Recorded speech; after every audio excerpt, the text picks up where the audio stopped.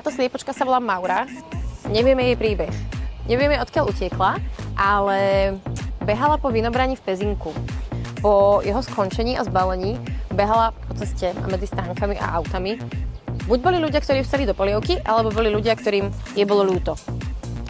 Taký človek, žena, ju zobrala k sebe do bytu.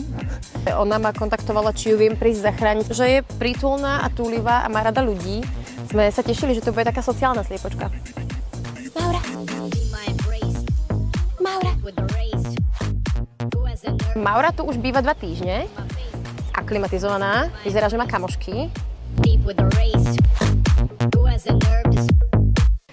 Maura! Na meno nereaguje. A teda volá sa Mauricia, pretože Mauricia mala meniny v deň, keď bola zachránená.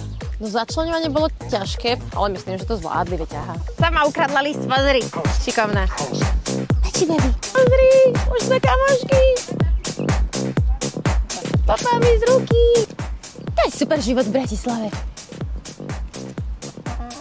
Čiže z Mauri je Bratislavčanka.